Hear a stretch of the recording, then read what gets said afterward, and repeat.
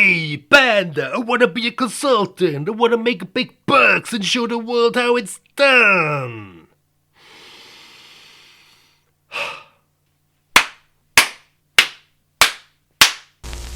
Why, hello there, and welcome to another installment of Dr. Panda Explains Consulting 101.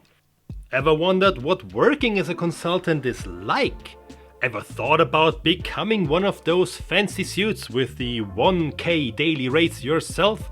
Well, I have some good news for you, and I have some bad news for you. Let's start with the good news. Consulting companies are always looking for new people to hire. There has practically never been any prolonged form of saturation. And for almost any skill out there is a consulting agency that would need that skill. But sadly, this also leads straight into the bad news, especially when I say there has never been any prolonged form of saturation. One would assume that companies that keep on hiring and hiring would at some point reach, that, no? But consulting also has a ridiculous rate of turnover in its workforce. On average, consultants remain as one for about 2 to 3 years. And seeing as there are always some high-ranking top managers that live and breathe the company spirit and have been with the company for decades, this means that a lot, and I mean a lot, of consultants quit or get laid off way ahead of that average. Because even if consulting itself is very interesting and the work experience can boost your professional and skill-based development like the OG Fast and Furious Nitro Boost, it is also ridiculously stressful and taxing.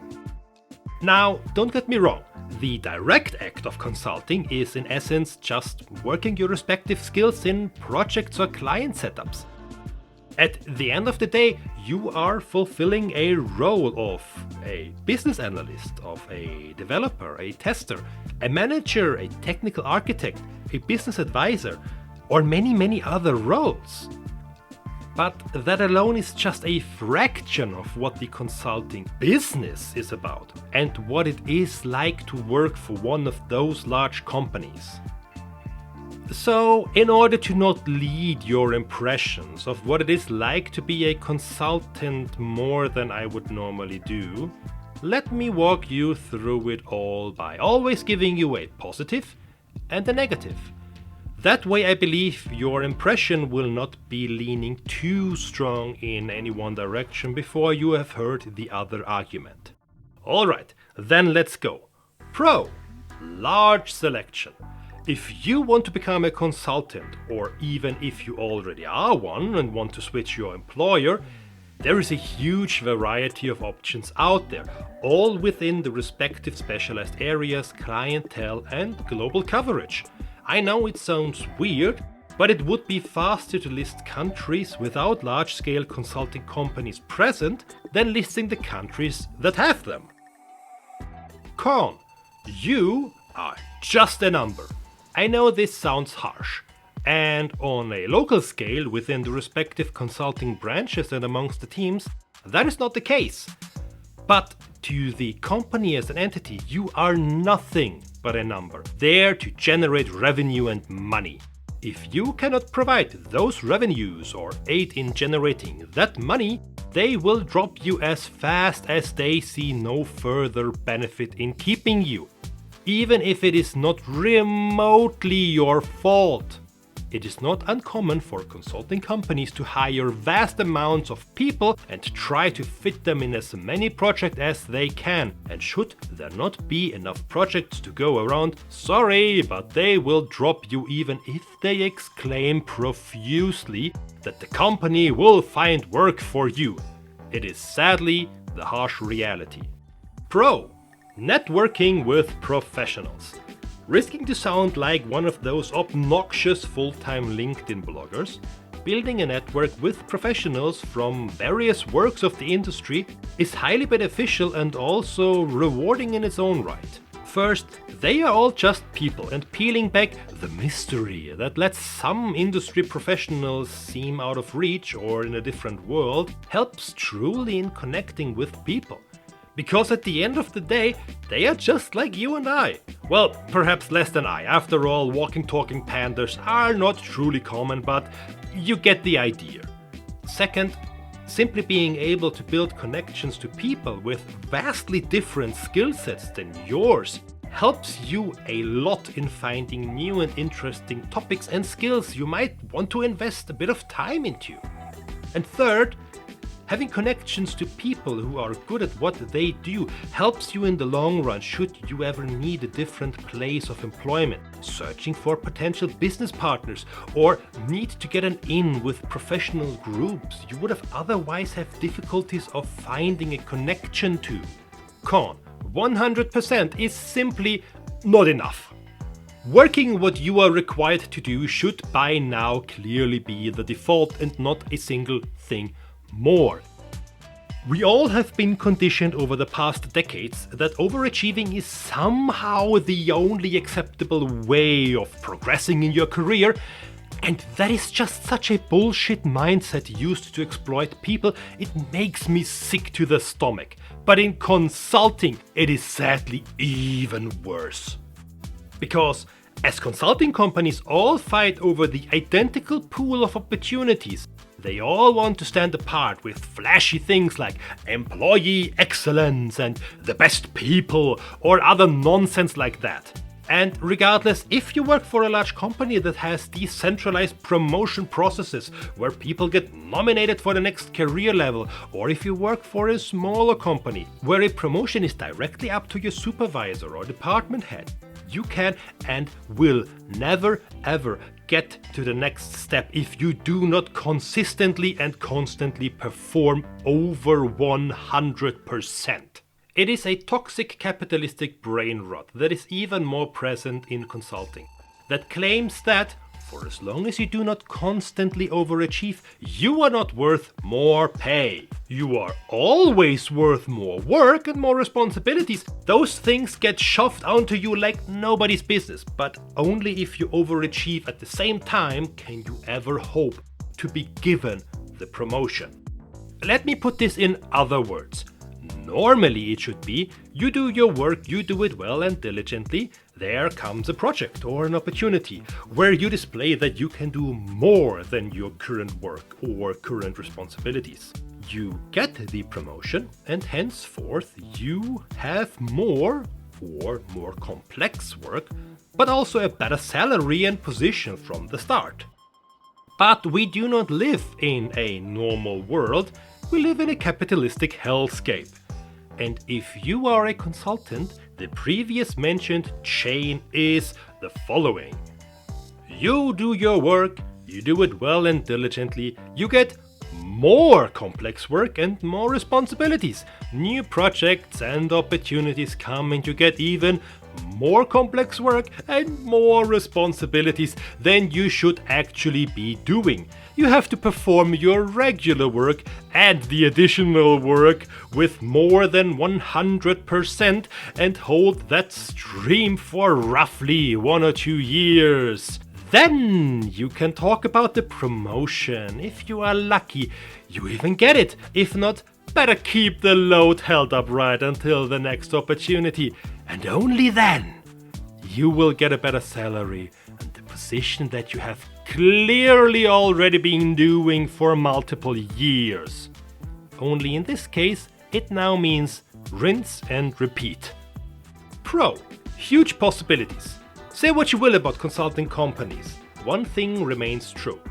You have incredible possibilities of gaining huge amounts of work experience in a very short time. Step into new roles that you could have not gotten otherwise in other corporate venues, improving your skills with work and trainings that would have hardly be possible in other forms of employment. I cannot stress enough how huge this pro truly is because, as many know, the biggest hurdle to get experience in specific roles is to have already had experience. The typical recruitment chicken egg bullshit. You can never get a manager position if you have not already been a manager, so on and so forth. However, with consulting companies, one can very quickly and easily take on roles that would have otherwise been unattainable for them. Con: stress and burnout. This point especially hits very close to home for me. Not to throw shade on other jobs, consulting is truly not the only mentally exhausting job out there, and I can safely say that in certain countries on this earth almost every job has spiraled into a burnout trap with toxic work culture, unregulated business practices, unlivable minimum wage and more. I do not intend to make light of people working under these circumstances.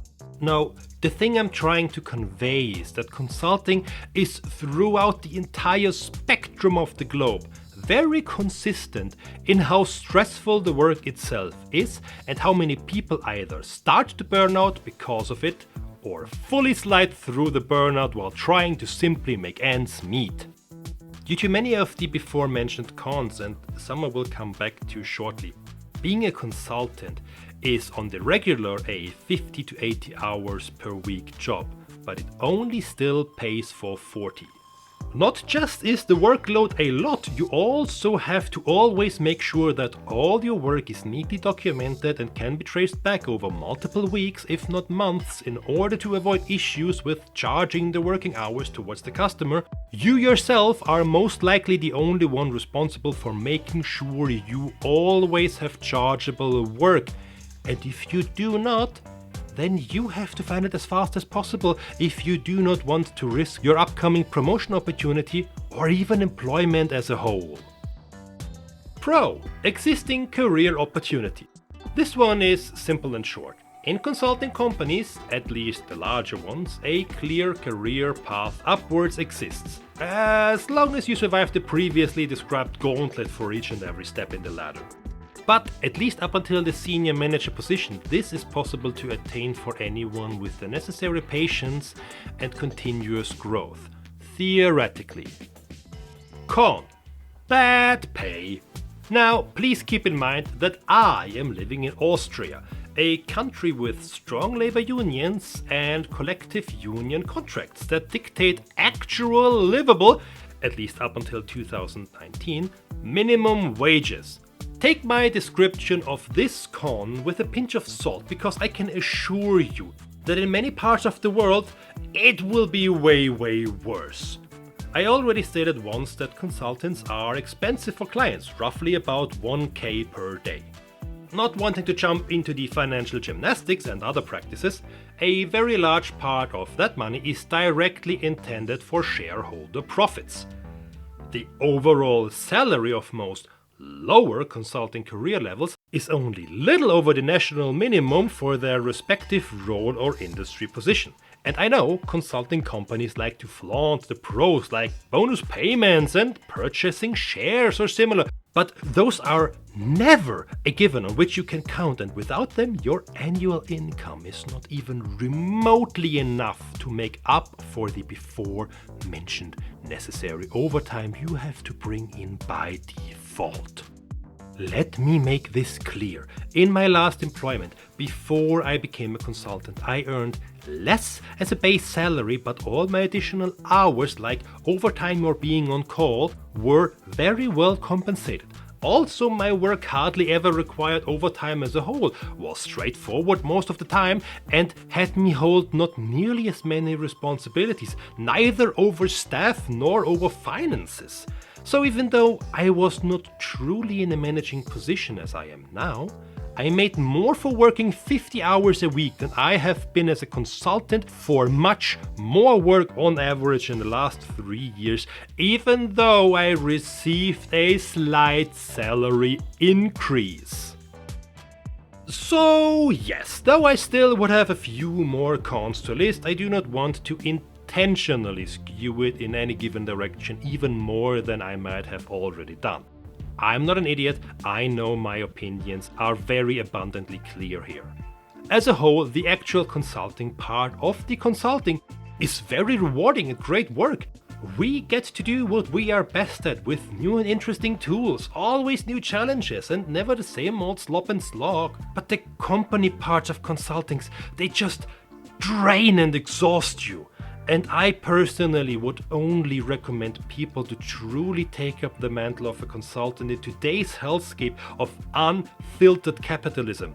If you have either enough savings, are not already under incredible stress, and if you know exactly when to quit something that could potentially harm you.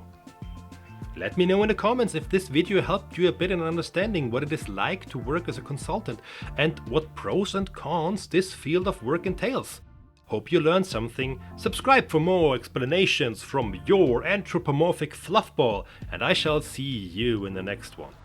Stay safe and healthy, remember that you matter and your feelings are valid. Bye.